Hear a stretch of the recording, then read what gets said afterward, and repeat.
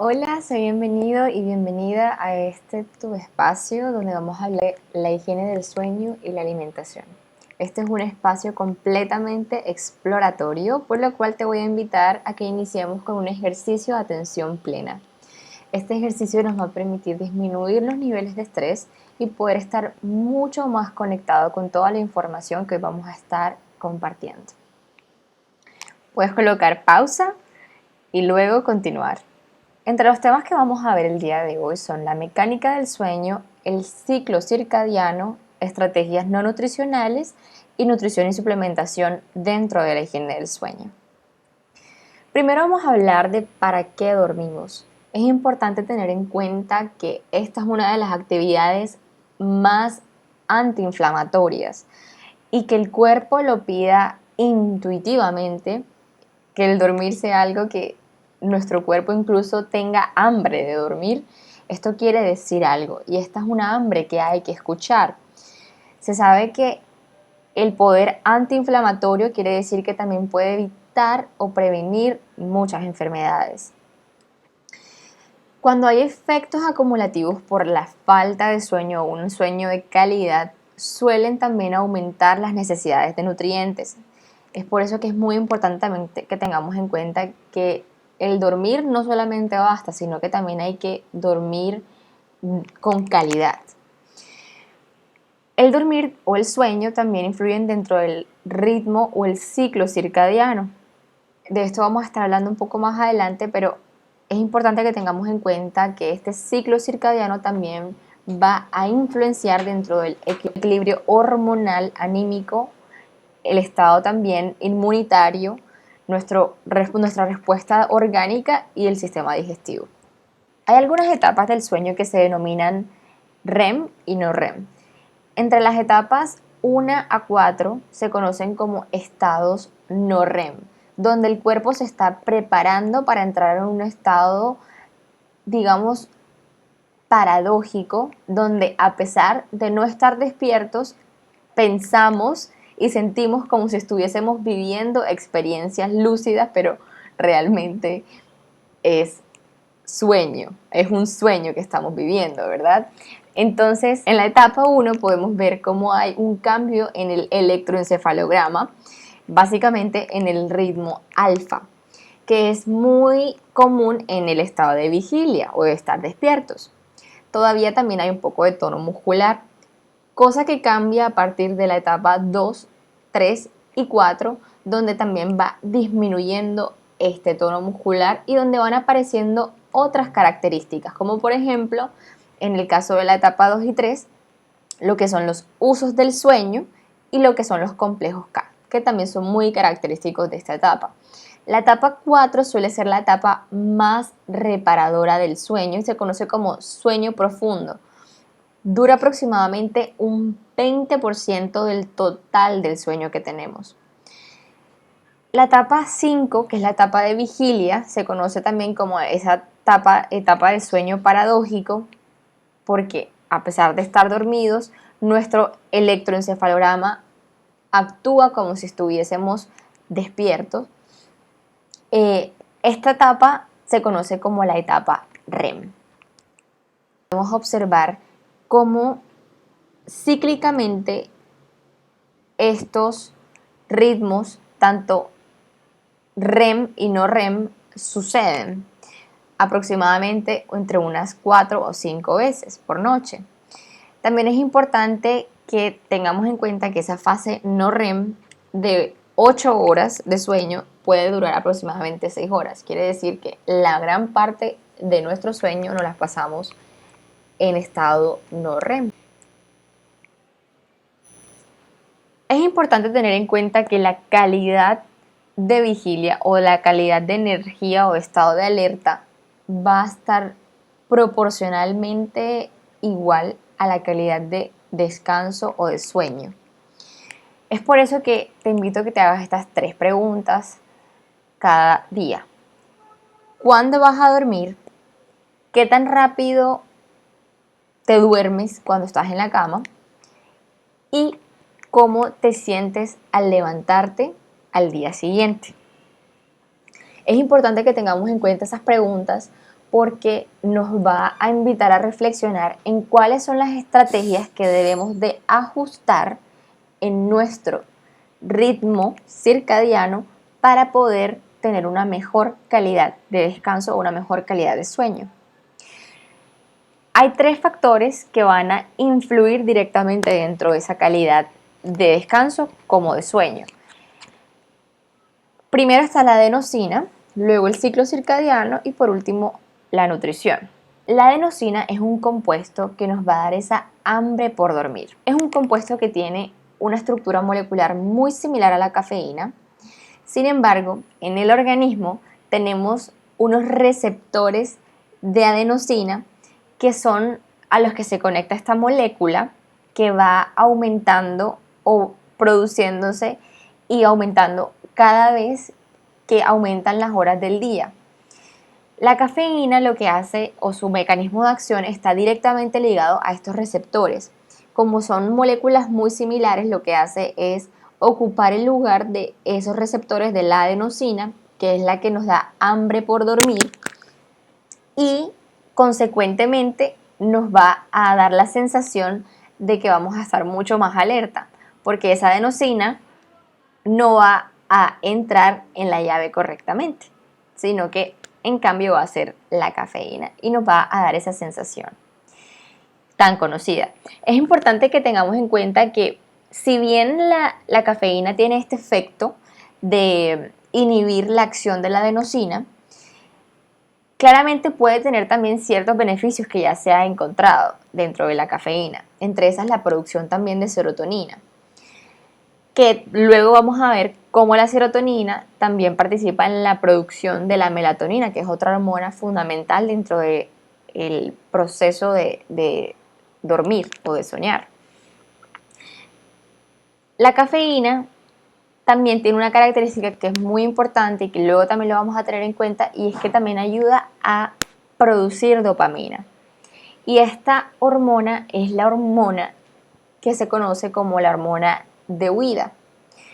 Es por eso que también se trata de evitar la cafeína en los horarios de la tarde para evitar que ocurra ese efecto de no relajación, que es el que no queremos definitivamente antes de ir a dormir. Aquí podemos ver una imagen más diciente de cómo actúa la adenosina. A medida que el día va avanzando, más adenosina se van colocando en los receptores ubicados en el cerebro, y al final, entre más cantidad, vamos a lograr que al final del día se pueda producir ese efecto de hambre por ir a dormir.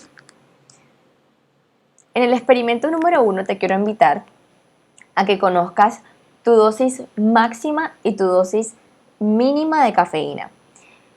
La dosis máxima la vamos a evaluar usando máximo 4 tazas de café al día.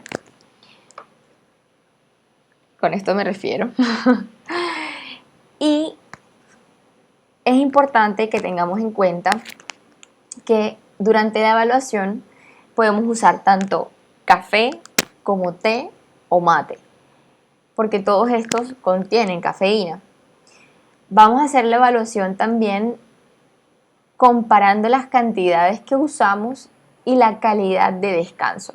De manera que si yo tomo 2 tazas el día de hoy y yo sé que descanso igual de bien como tomando 3 tazas o 4 tazas, así yo puedo evaluar mi cantidad máxima.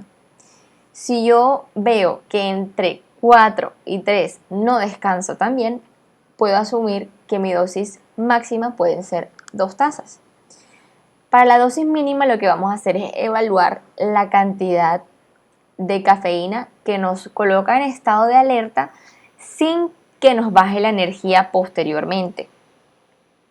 Incluso como está en ese estado de alerta horas después. Usualmente, luego de que se libera el cortisol en la mañana, que también está influenciado por la luz, se produce lo que es la adiponectina, y así como otras hormonas que también van a influenciar en el sistema endocrino, en la calidad de nuestro sistema hormonal. Es muy importante que tengamos eso en cuenta porque también gracias a eso es que podemos mantener un metabolismo que funcione de la manera más adecuada o que nos permita satisfacer también todas esas necesidades metabólicas.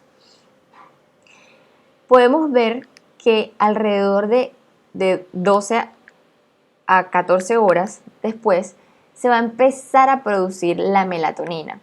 Y esta hormona es la que nos va a invitar a dormir. Entre 2 a 3 horas después de que empieza esa producción de la melatonina, es recomendable ir a la cama. Ya que, por ejemplo, si yo sé que la melatonina se empieza a liberar aproximadamente a las 7 de la noche, yo preferiría irme a la cama aproximadamente 2 a 3 horas después. Si bien es cierto, a medida que vamos envejeciendo, las cantidades de horas de sueño van disminuyendo. Si tú lo que quieres es quizás bajar tu nivel de estrés y ansiedad sin necesidad de dormir, también hay otras estrategias que puedes usar, como por ejemplo el yoga nidra, la hipnosis, ejercicios de respiración, como por ejemplo la respiración de fuego también, que es una que me gusta a mí mucho. Este nos habla mucho más acerca de las hormonas que inciden dentro de nuestro estado de felicidad. La dopamina es una hormona que también se aumenta con el consumo de cafeína. Es por eso que cuando consumimos cafeína es muy fácil que estemos en un estado de alerta, huida, altamente sensible. Se conoce también la dopamina como si fuese la hormona del futuro, porque estamos con tendencia a pensar más en el futuro. Por otra parte, está la serotonina, que también es un precursor de melatonina. Esta hormona se conoce como la hormona del presente, porque nos ayuda también a estar mucho más regulados y a poder atender a un estado mucho más tranquilo. Viene siendo el antagonista de la dopamina. Entonces, ¿cuánto tiempo necesito dormir realmente? La evidencia dice que entre 6 horas y media a 7 horas y media tienen grandes beneficios. Además, también nos dice la evidencia que mantener una ventana de alimentación entre 8 a 10 horas también puede ser lo más beneficioso. Entonces, para dar un ejemplo, si te levantas a las 5 de la mañana, sabes que 12 horas, de 12 a 14 horas después, vas a estar produciendo melatonina. Cuando sabes que vas a producir melatonina, puedes saber que ir a la cama, lo más recomendable es ir entre 2 a 3 horas después, ¿verdad? Sé que voy a ir a la cama aproximadamente entre 8 a 9 de la noche. Es importante también que tengamos en cuenta que si yo sé que mi ventana de alimentación va a ser entre 8 a 10 horas, supongamos que desayunamos a las 8 de la mañana, yo sé que va a tardar, mi cena va a ser a las 8, pero si yo sé que voy a irme a dormir porque empecé a producir melatonina a las 6, entonces puedo empezar a hacer un ajuste, un juego con esas horas, como empezar a armar tu propio horario de dormir realmente. Entonces, si sé que yo me voy a levantar a las 5 de la mañana, realmente no tienen que ser necesariamente el mínimo no es 8, porque pues si tú estás ayunando también puede variar, pero el máximo sería entre 8 a 10 horas. De manera que yo lo que te invitaría es más bien, si no haces ayuno, tratar de mantener ese horario, y si sí haces ayuno, tratar de evitar consumir alimentos entre 2 a 3 horas antes. Es importante también tener en cuenta la melatonina como suplemento. Casi siempre me encuentro hoy en día con personas que se quieren suplementar con esto y me están preguntando. Lo vamos a abordar un poco más adelante, pero quiero ir haciendo el abrebocas de que gracias a ese pulso de cortisol que le da aviso al organismo de que en 12 o 14 horas se va a empezar a producir melatonina, no es necesario pensar como primera solución el suplementarnos. Lo que vamos a hacer primeramente es tener en cuenta todas las herramientas que podamos usar antes y luego si vamos a requerir o averiguar si la suplementación puede ser lo mejor. Entre esos otros factores que mejoran también la calidad de sueño están las posiciones ergonómicas para dormir. Podemos hacer uso de almohadas, tanto almohadas que puedan mejorar nuestra vértebra en una posición más supino, como si estábamos durmiendo de una manera más lateral. Podemos usar uso de 2 almohadas que también puedan mantener el equilibrio también en las caderas. Como conclusión de estos factores no nutricionales, lo más importante es aprender a gestionar la exposición a la luz. Esto nos va a permitir mejorar el estado de ánimo, la ansiedad, problemas de aprendizaje, de enfoque y también el metabolismo. Como lo decía anteriormente, la luz debe ser la primera herramienta si no estás teniendo un buen descanso. Posterior a esto, si puedes pasar a la nutrición. Luego, cuáles son esas actividades que también puedes hacer, como por ejemplo el uso correcto de almohadas a la hora de dormir. Y por último, sí sería la suplementación. En la nutrición que ayuda a esta higiene de sueño, podemos tener en cuenta cuáles son esos alimentos de origen animal y de origen vegetal que tienen alto contenido de melatonina o de precursores de la melatonina. Cuando hablo de precursores, me hago referencia a esta imagen que les voy a mostrar de biosíntesis de melatonina. El triptófano es el precursor inicial de esta hormona. Pero aquí podemos ver cómo, gracias al uso de diversos componentes, también, y también muchas vitaminas, minerales, que también van a estar dentro de la suplementación, que les voy a mencionar, y también la producción de serotonina, todo esto al final se va a convertir en melatonina.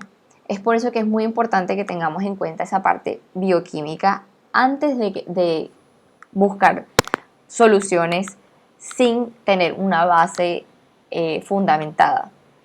Entonces, los alimentos animales son huevos, pescados con alto contenido de grasa, mayor al 5%, que suelen ser pescados de mar o pescados azules. La leche materna, la leche de vaca también es un buen precursor de melatonina.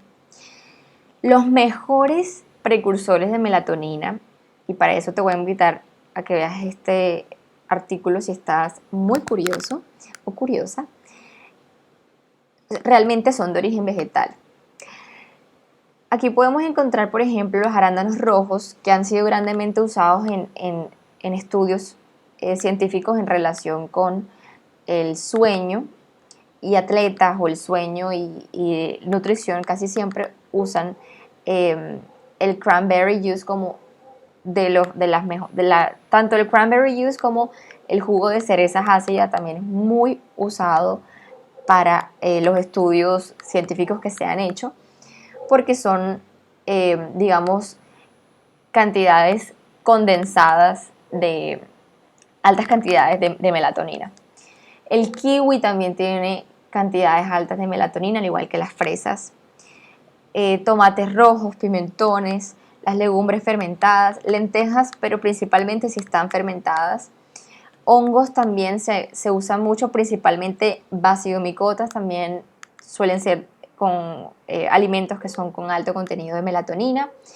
En los frutos secos se encuentran los pistachos como la mayor cantidad de melatonina.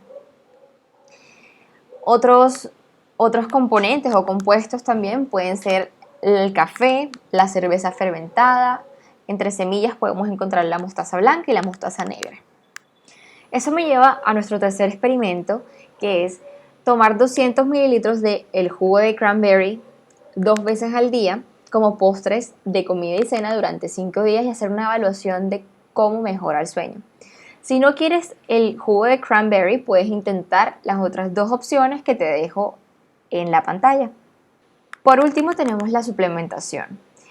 Recordemos que Es importante a la hora de suplementarnos contar con un médico que nos apoye, y también es importante que tengamos en cuenta realmente el efecto que depende de la dosis. Algo que a mí me gusta tener en cuenta también es la trazabilidad. Si yo sé que ese producto que estoy consumiendo realmente la marca es confiable.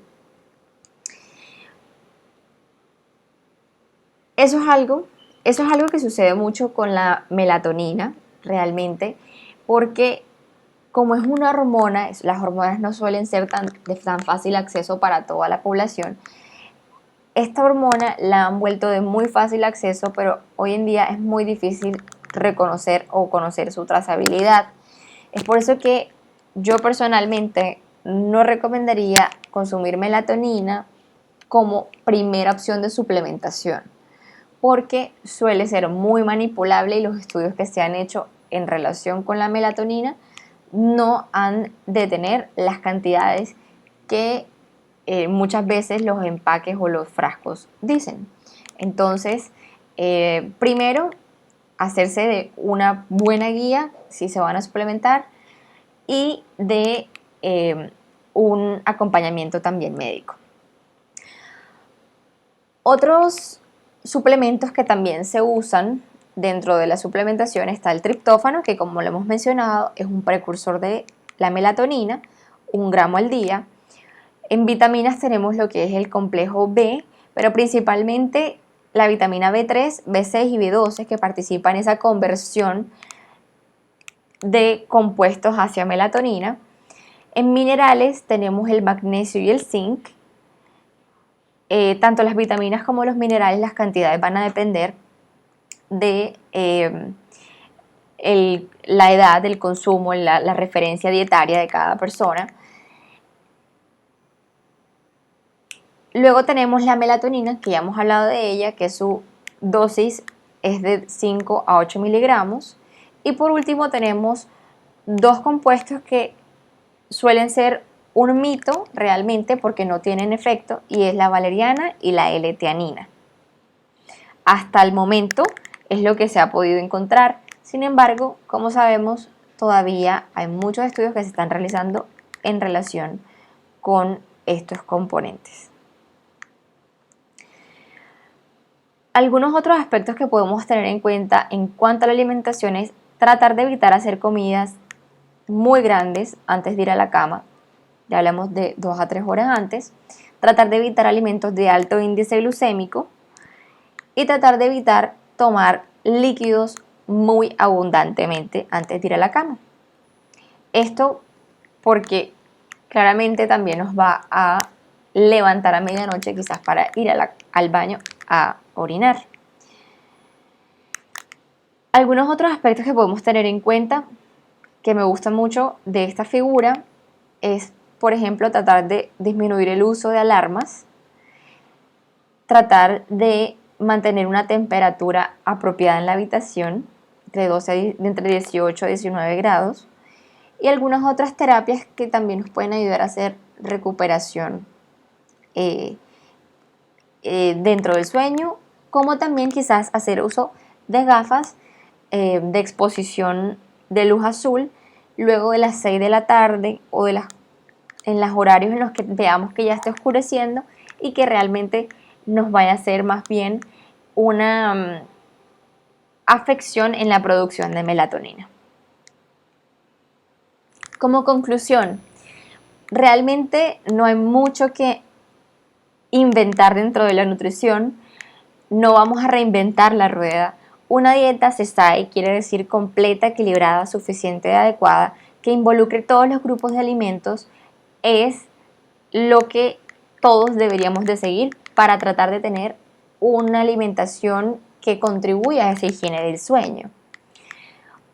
Otro punto que podemos tener en cuenta es tratar de que la suplementación sea nuestra última herramienta. No suplementar a menos que haya déficit. Y también siempre consultar con tu médico antes de experimentar y más si es en relación con la suplementación. Esto sería todo por hoy. Ha sido un placer enorme para mí poder compartir de estas herramientas. Deseo te sean útiles y para cualquier pregunta o duda sabes que te puedes comunicar a través del correo wellnessdosis@gmail.com.